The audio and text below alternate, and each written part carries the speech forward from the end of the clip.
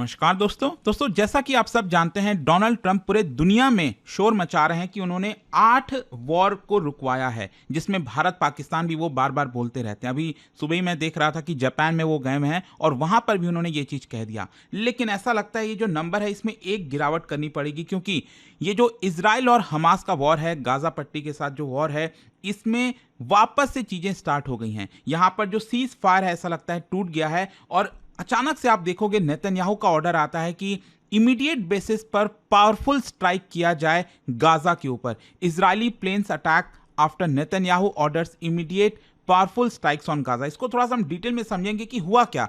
मतलब यहां पर तो सीज फायर की बात चल रही थी, ऐसा लगता था कि वापस से शांति आ जाएगी। तो प्रॉब्लम क्या है एग्जैक्टली, क्यों यहां पर इजराइल अटैक कर रहा है, हमास का क्या कहना है, वो सब कुछ मैं आपको बताऊंगा। चलिए आगे बढ़ते हैं, लेकिन उससे पहले आप सबको बता दूं, देखिए स्टडी आई के ऊपर हम स्किल बेस्ड कोर्स भी प्रोवाइड करते हैं। आज एआई का जमाना है। अगर आप एआई फाउंडेशन कोर्स लेना चाहते हैं जिसके तहत आपको जितनी भी एआई के टूल्स हैं, चैट जीपीटी, जेमिनी, ये जो आप देख रहे हो यहाँ पर, ये सभी 40 आवर्स के अंदर कंप्लीट किए जाएंगे। और कोशिश यही रहती है कि यहाँ पर जो आप एआई के स्किल चाहते हो वो आपको पूरी तरह से मिल जाए। अगर आपको क्लासेस से रिलेटेड कोई डाउट है तो ये फोन नंबर दिया, आप इस पर कॉल कर सकते हैं, मेरी टीम आपको अच्छे से गाइड कर देगी। लिंक कमेंट सेक्शन में दिया हुआ है, आपको यूज करना है ये कोड अंकित लाइव मैक्सिमम डिस्काउंट के लिए। चलिए शुरुआत करते हैं। सबसे पहले देखते हैं कि एग्जैक्टली हो क्या रहा है।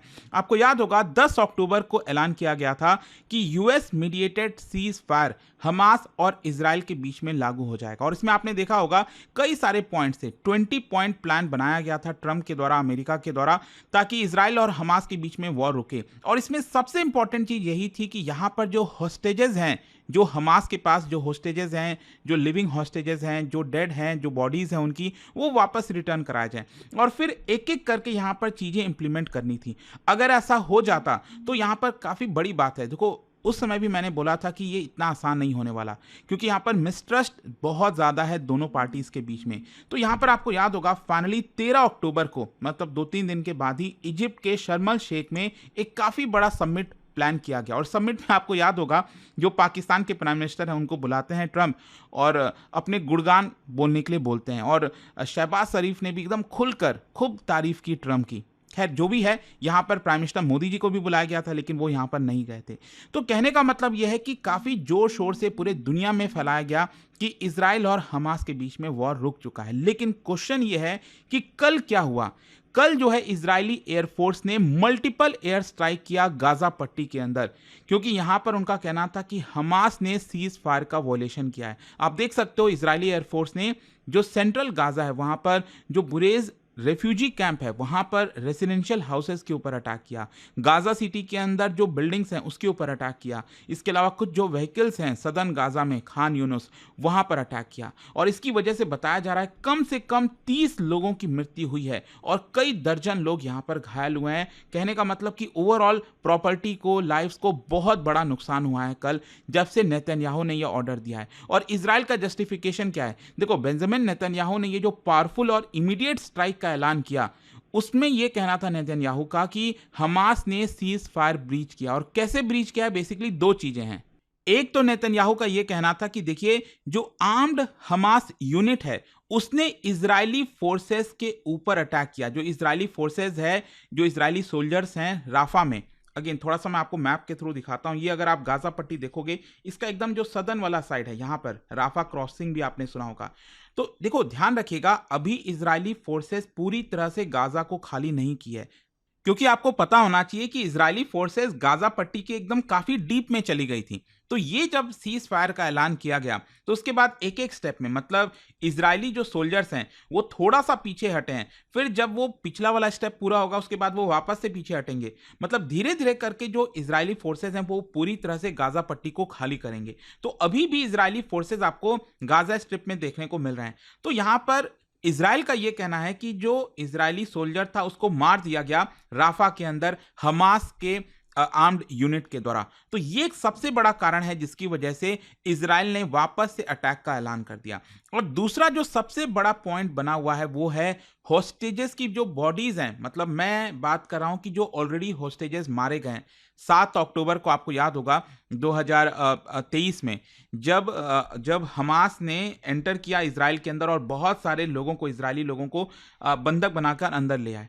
और उसके बाद लगातार उनको मारते गए, काफ़ी कुछ हुआ यहाँ पर।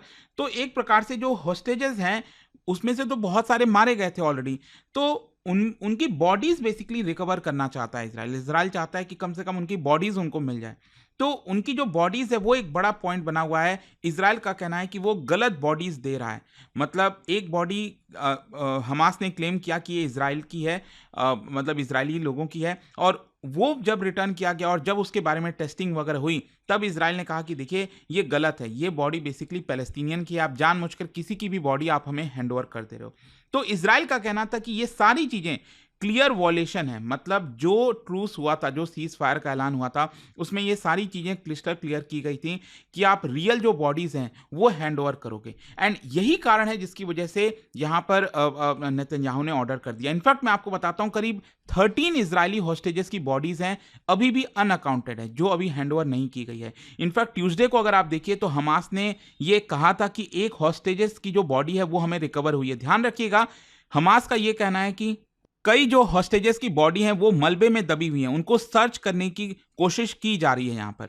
तो जब एक बॉडी यहाँ पर रिकवर हुआ, हमास ने कहा कि हम शाम तक हैंडओवर कर देंगे, लेकिन फिर हमास की जो आर्म्ड विंग है, अल कासम ब्रिगेड, उन्होंने अनाउंस कर दिया कि हम ये अभी हैंडओवर नहीं करेंगे क्योंकि इजराइल जो है वो सीज फायर का वॉयलेशन कर रहा है। तो एक प्रकार से यहाँ पर जो हमास है, उन्होंने टेलीग्राम में भी मैसेज जारी किया कि अगर इजराइल कोई भी एस्केलेशन करता है, अटैक करता है वापस से गाजा के अंदर, तो हमें और प्रॉब्लम आएगी बॉडीज को रिकवर करने में। हमास का क्लेम यह है कि उसको ये जो पूरा मलबा हुआ है, ये जो डिस्ट्रक्शन हुआ है, वहां पर से बॉडीज रिकवर करना बहुत मुश्किल हो जा रहा है। लेकिन इजराइल का कहना है कि नहीं, जानबूझकर बॉडीज को रिटर्न करने में डिले किया जा रहा है। इजिप्ट ने तो अपने एक्सपर्ट्स और हैवी इक्विपमेंट भेजे हैं गाजा के अंदर ताकि बॉडीज को जल्दी रिकवर किया जाए। वैसे मैं बता दूं कि ये पहली बार आरोप नहीं लग रहा है। अभी जब फर्स्ट वीक जब सीज फायर का ऐलान किया गया था, फर्स्ट वीक में भी इजराइल ने कहा था कि एक बॉडी जो रिटर्न किया गया हमास के द्वारा वो अनआइडेंटिफाइड पैलेस्टीनियन का है। तो इस तरह की चीजें आपको लगातार देखने को मिल रही हैं। अभी करंट सिचुएशन में आपको बता दूं कि जब से सीज फायर स्टार्ट हुआ है 10 अक्टूबर से, तो हमास ने तो करीब 15 हॉस्टेजेस की जो बॉडीज हैं, डेड बॉडीज, वो रिटर्न कर दी। इसके बदले में इजराइल ने 195 पैलेस्टीनियन बॉडीज को रिटर्न किया है गाजा को।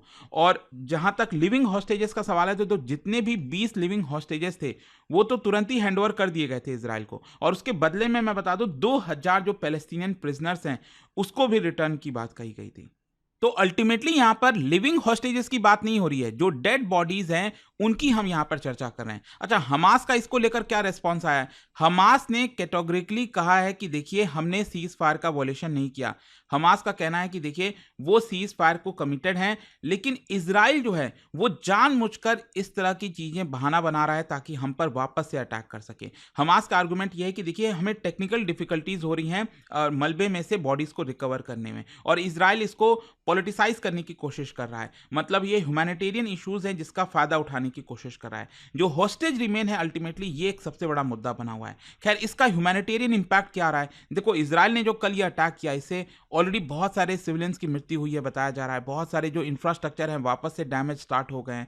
लीगल इंप्लीकेशन भी है। यहाँ पर प्रोफेशनैलिटी का भी इशू सामने आ रहा है। जो ह्यूमन राइट्स ऑर्गेनाइजेशन है वो यही कह रहे हैं कि क्या इजराइल को इस तरह से वापस से हमला करना चाहिए, इसकी वजह से और ज्यादा लोगों की मृत्यु होगी गाजा के अंदर। खैर, इसका रिएक्शन क्या रहा है? अगर आप देखोगे अमेरिका की तरफ से जो डोनाल्ड ट्रंप है, उन्होंने कहा है कि सीज फायर जो है हम होल्ड करने की कोशिश कर रहे हैं, लेकिन अगर हमास सही से चीजों को फॉलो नहीं करेगा then Israel has the right to hit back.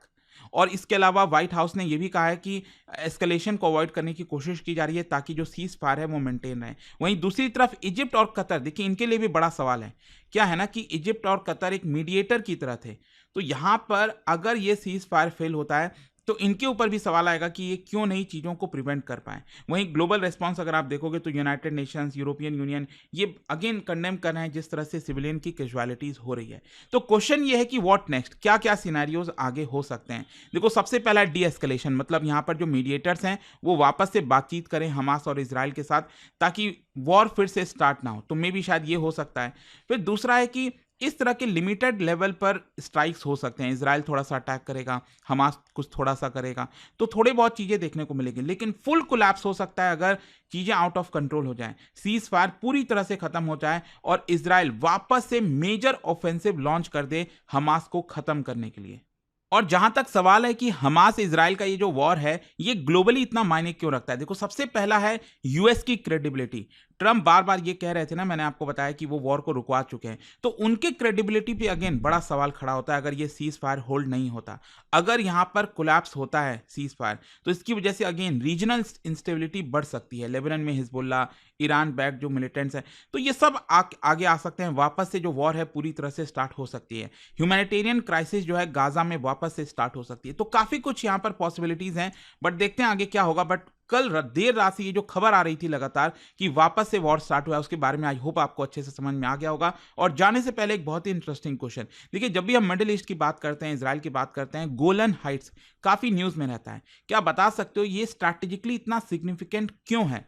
इसका राइट आंसर आप सब जानते हैं, मेरे इंस्टाग्राम पर तो मिलेगा ही, वहां पर अगर आप नहीं हो कोई बात नहीं, टेलीग्राम पर ले सकते हैं इसका सही उत्तर। और जैसा मैंने आपको बताया, अगर आप एआई का कोर्स लेना चाहते हैं, जनरेटिव एआई फाउंडेशन, जिसमें कंप्लीट प्रिपरेशन एआई से रिलेटेड आपको कराया जाता है ताकि आप अच्छी तरह से इसको सीख सकें और अपने रियल लाइफ में इसको इंप्लीमेंट कर सकें। एंड यूज़ करना है आपको कोड अंकित लाइव, लिंक कमेंट सेक्शन में दिया हुआ है। एंड आपको मैक्सिमम डिस्काउंट मिल जाएगा। बाकी अगर आपको कोई दिक्कत है, प्रॉब्लम है, ये फ़ोन नंबर है, यहाँ पर आप कॉल करिए, मेरी टीम आपको अच्छे से गाइड कर देगी।